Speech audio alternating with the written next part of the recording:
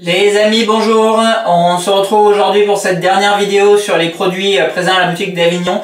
Je vous zoomerai du coup en fin de vidéo un petit peu l'ensemble de ce que vous pouvez contempler, hormis les produits qui sont exposés en vitrine extérieure, mais bon, on en verra déjà la plupart. On clôture avec une vidéo Tsume. Alors Tsume, ça faisait un petit bail qu'on n'avait pas vu de produits de cette marque. On va voir en plus aujourd'hui un produit tiré de jeux vidéo.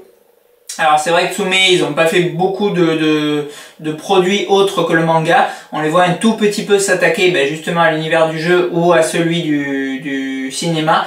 Mais c'est quand même assez restreint comme production pour l'instant. Parce que bien évidemment, c'est une marque qui est mondialement, je pense, connue pour ses produits manga et pas pour autre chose. Alors, ce produit issu de Final Fantasy IX en PSX, il est du coup un petit peu boudé de ce que j'ai vu. C'est pas un produit dont j'ai beaucoup entendu parler, qui a spécialement créé de hype sur les réseaux. Il est passé relativement inaperçu.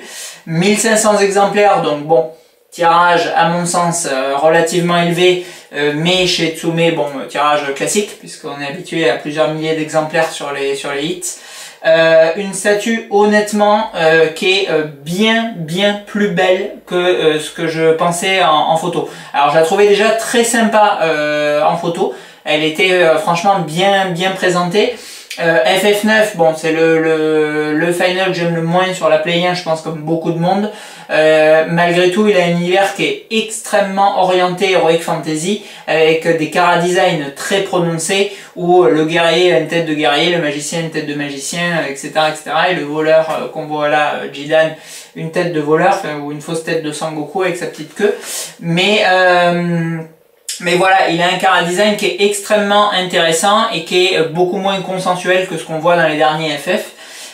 Et du coup, ça offre quand même des très belles possibilités de représentation en statue. Alors là, ils ont choisi du coup la scène finale où on affronte Kuja. C'est à mon sens une très bonne idée parce qu'honnêtement, Kuja, bon, c'est un personnage qui est bon. Un petit peu effectivement une copie de Sephiroth, mais bon, il a quand même voilà sa personnalité, et dans cette forme divine, je crois qu'elle s'appelle, un truc du style à la fin là, il est encore bien évidemment un peu surgonflé. C'est un peu la version légendaire de Broly quoi. Il a une musculature plus prononcée et cette espèce de tenue en fait qui se fond un peu avec sa peau là, une espèce de mix entre le tissu et les poils, ça lui donne un chara-design très intéressant. Je trouve honnêtement assez joli comme personnage. Et là, Tsume, alors avec une abondance de PVC, donc bon, petit reproche au niveau du toucher, toujours du mal quand il y a autant de PVC. Je peux regarder la constitution des matériaux, mais vu le poids, pour moi, Jidan, il est intégralement en PVC. Kuja, il y a peut-être un peu de résine sur la partie centrale du personnage. Ouais, là on est en résine. Mais bon, tout ce qui est les mains aussi, tout ce qui est vêtements ici, la chevelure bien évidemment, la queue difficile à dire. Si, c'est du PVC aussi. Et l'arrière des vêtements, bon, on a 3/4 de PVC sur Kuja et 100% à mon avis sur Jidan. Bon. J'ai un peu du mal, le PVC sur les statues, vous le savez. Maintenant, visuellement, c'est magnifique. Franchement, cette statue, je la trouve somptueuse. Ces espèces de teintes assez froides là, où on mêle du violet, du pourpre, cette espèce de guimauve un peu fade, les cristaux en transparence. Franchement, c'est très beau artistiquement. J'aime vraiment énormément. La composition, elle est top. On a Kuja qui est en train de léviter un peu, genre être suprême, ça le fait vraiment bien. Et Jidan qui se jette corps perdu dans la bataille. Il tient sur un tout petit picot au bout d'un pied, tout le reste c'est en lévitation. Franchement, c'est une très belle composition. On a bien sûr un light-up en plus pour éclairer du coup tout l'aura, le halo en fond qui vient encore renforcer la statue. Et après, tous ces éléments là en cristaux qui rappellent du coup le niveau final et l'affrontement final du jeu. Franchement, esthétiquement, c'est une statue où j'ai quasi rien à redire. Je la trouve vraiment très belle. On est du coup sur 1500 exemplaires, donc bon, un tirage assez conséquent, mais pas délirant non plus. Et on était en prix public sur 750 €. Donc franchement, bon, tout le reste est en résine translucide, d'ailleurs très bel effet pour tout ce qui est cristaux et halo, et résine pleine du coup pour les nuages, même ceux qui se décrochent. Donc c'est quand même une statue qui est très lourde, je sais pas combien elle pèse, mais de faire un bon 20 kg, parce que là je l'ai déplacé à bout de bras en enlevant les personnages et franchement c'était pas léger. C'est une très très belle statue, franchement pour le prix, ok il y a du PVC, mais l'ensemble, peinture, le paint est aussi magnifique, je vais vous le zoomer là du coup, mais franchement il est vraiment extrêmement réussi. Sculpture c'est top, la chevelure de Kuja, il y a des mèches qui partent dans tous les sens, c'est vraiment vraiment très bien fait. Et on a en plus sur cette statue, parce que là on se cantonne effectivement à la technicité de sculpte, de paint et au poids des matériaux et à leur valeur, à la limitation, à la licence dont c'est issu, mais on a vraiment une dimension artistique je trouve qui est très poussée avec ce produit. Elle est vraiment vraiment très très belle quoi. On zoome du coup cette Tsume. Donc là on a la numéro 513 sur 1500. On a la plaque Final Fantasy 9 en alu gravé, trop classe, qui est comme d'hab aimantée chez Tsum Tsum, avec du coup derrière le petit bouton pour le light up. Hop. Après, donc on a sur les bords des espèces de nuages typés un peu manga qu'on retrouve par exemple sur la statue de Baggy qu'on avait vu là de BP Studio, je crois que c'était. C'est franchement très réussi. Ça fait penser comme deux gouttes d'eau à ce qu'on voit dans le jeu. Je trouve que c'est et artistique et vraiment fidèle. Après, on a toute cette base en cristal transparente avec différentes teintes de résine translucide qui est pleine. C'est très lourd et c'est très très beau visuellement. Je sais pas si vous voyez du coup à l'écran, franchement c'est magnifique. On a le personnage de Jidan qui a une pose qui est top. Voilà, vraiment il est en train de se jeter là dans la bataille sans réfléchir, ça lui va comme un gant je trouve pour le coup au perso. Et au niveau expression, franchement on est vraiment vraiment pas mal. C'est très fidèle, très très sympa quoi. Ensuite de l'autre côté, bon, toujours beaucoup de nuages et de cristaux. Et le personnage de Kuja, alors lui il est juste over méga bien fait, franchement zéro défaut sur la conception. Alors effectivement bon niveau matériaux et compagnie c'est pas foufou, mais visuellement c'est quand même assez impressionnant quoi. Déjà bon c'est extrêmement beau et surtout c'est lui à 3000%, franchement ils se sont gavés. Le costume il est magnifique aussi et la chevelure. Il y a des mèches qui partent dans tous les sens. Il y a vraiment un magnifique méchage sur cette pièce. Et puis bon, voilà, il est genre il évite je suis indestructible et Jidan l'attaque, c'est franchement la compo, elle est top. Moi j'adore.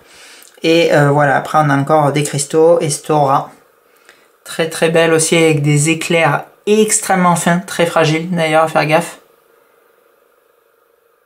Qui viennent entourer du coup cette base. On a vraiment une réalisation artistique globale sur cette pièce qui est somptueuse. Moi franchement je suis complètement fan à 3000%. Si vous aimez FF tout court ou encore plus si vous aimez FF9, achetez cette statue à 3000%, vraiment elle tue quoi. Allez, on conclut du coup avec cette dernière statue d'Avignon là avec cette bataille des dieux de Final Fantasy 9. Alors franchement Final, bah, c'est pareil, il y a quand même extrêmement peu de produits. Pourtant c'est, bon ben on a en jeu vidéo Heroic Fantasy la licence #1 niveau fan. Il y a un nombre de fans incalculable de Final Fantasy. Il y a beaucoup de figurines en PVC qui existent, qu'elles soient fixes ou articulées avec toute la gamme des Play Arts. Il y a beaucoup de goodies, il y a énormément de gens qui font la collection le full set des jeux. Enfin, bon, il y a vraiment beaucoup de collectionneurs. Et c'est vrai que malheureusement, on voit quand même peu de produits sur cette licence.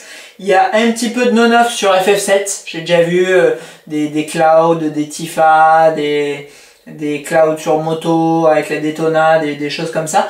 Mais franchement, il y a quand même très peu de produits. Et en officiel, en résine, je crois Oui, il y avait une figurine de Gabrant de FF12, je crois, qui était sortie, je sais plus le nom du fabricant, mais qu'on voit quasiment jamais. Et il y a du coup cette réalisation de Tsume. Alors c'est rigolo qu'ils aient pris FF9 parce que c'est de loin, de très loin, le moins aimé des Play 1. Le 7, bon, je pense que c'est le final le plus aimé. Et le 8, il a quand même énormément d'aficionados aussi. Moi je l'aime vraiment beaucoup, avec des personnages extrêmement classe. Mais c'est vrai que ce 9, bon, c'est l'épisode un peu boudé de la Play 1. Vraiment les gens l'achètent quand ils ont déjà poncé les deux autres. Et du coup, bon, c'est un peu étonnant quitte à faire un produit, de proposer ça. Maintenant, peut-être qu'en coût d'acquisition de licence, bah, c'est beaucoup moins cher d'acheter du FF9 que du 7. Enfin, du 7, à mon avis, il y a des grandes chances, mais du 8. Je me suis d'ailleurs étonné avec le remake PS4 et PS5 de ne pas voir arriver Prime 1 sur Final Fantasy. Franchement, ça serait pas improbable parce que voilà, ils nous sortent tous les gros hits de Sony, donc God of War, Uncharted, Horizon Zero Dawn, et je m'étonne vraiment grandement de ne pas avoir FF7 parce que voilà, avec Tomb Raider, je pense que c'est les 5 piliers vraiment de Sony, et Last of Us, oui bien sûr. Et Last of Us, ils vont aussi sortir des produits pour le coup.